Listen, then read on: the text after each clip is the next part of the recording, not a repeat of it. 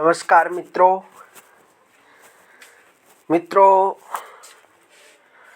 पौष मास की पूर्णिमा का बहुत बड़ा महत्व माना जाता है।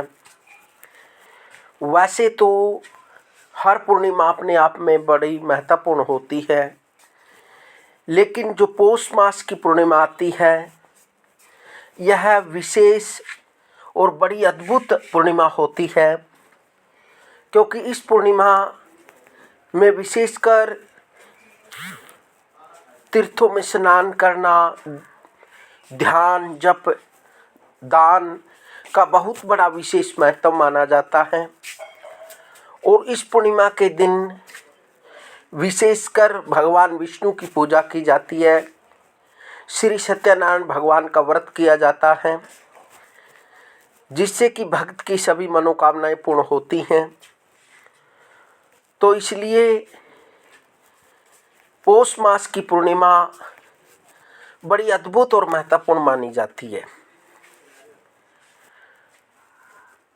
पौष मास की पूर्णिमा 2 जनवरी दिन शुक्रवार को इसका व्रत रखा जाएगा, क्योंकि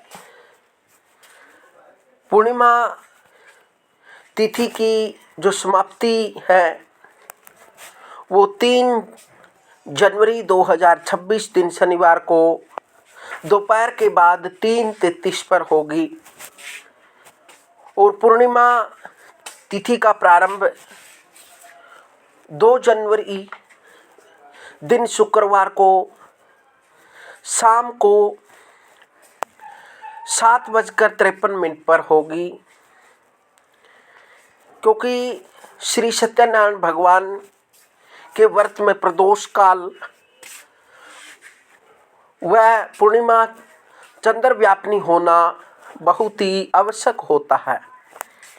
इसलिए 2 जनवरी को पूर्णिमा तिथि प्रदोष व्यापिनी और चंद्रव्यापिनी होने के कारण पंजाब, हिमाचल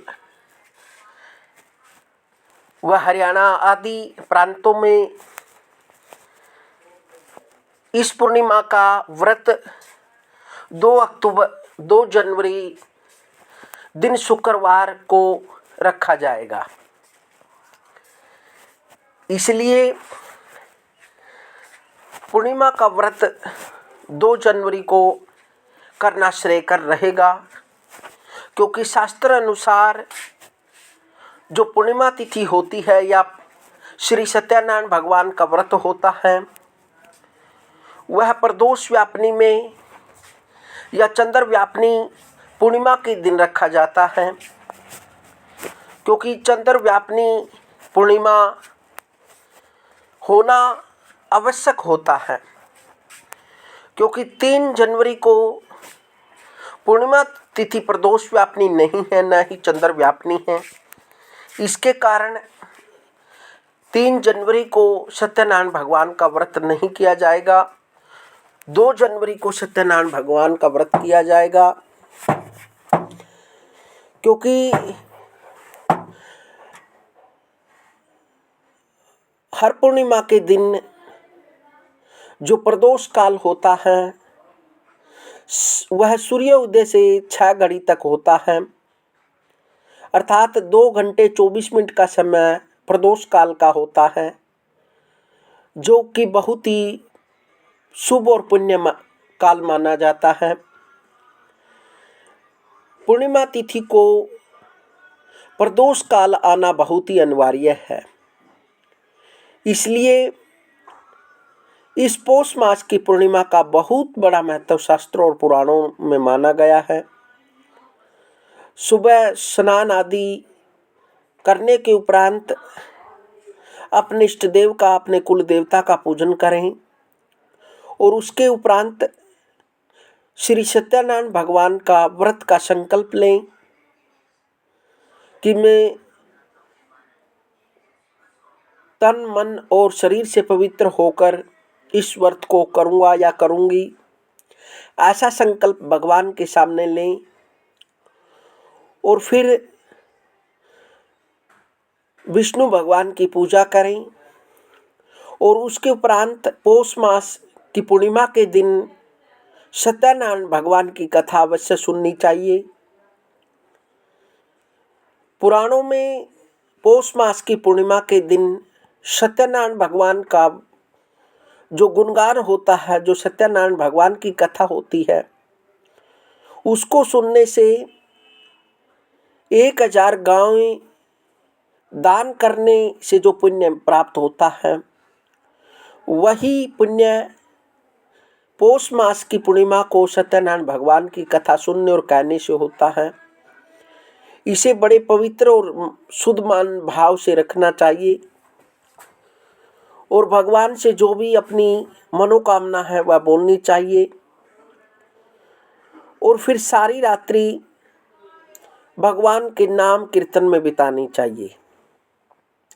जो ऐसा श्रद्धा भक्ति से इस व्रत को करते हैं, उन भक्तों की विष्णु भगवान मनोकामनाएं पूर्ण करता है और उसको धन, ऐश्वर्य, पुत्र, संतान, शांति प्राप्त होती है और उसके कार्य में वृद्धि होती है। उसको हर दिशाओं में सफलता प्राप्त होती है और उस भक्त पर विशेषकर विष्णु भगवान की असीम अनुकंपा प्राप्त होती है। विष्णु भगवान उसकी सभी मनोकामना पूर्ण करते हैं।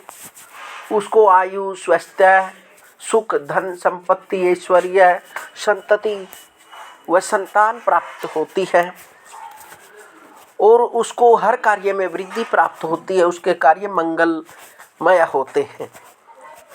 तो इसलिए इस व्रत को बड़ा श्रद्धा भक्ति के साथ करना चाहिए और विष्णु भगवान का ओम नमो भगवते वासुदेवाय इस मंत्र का जप करना चाहिए।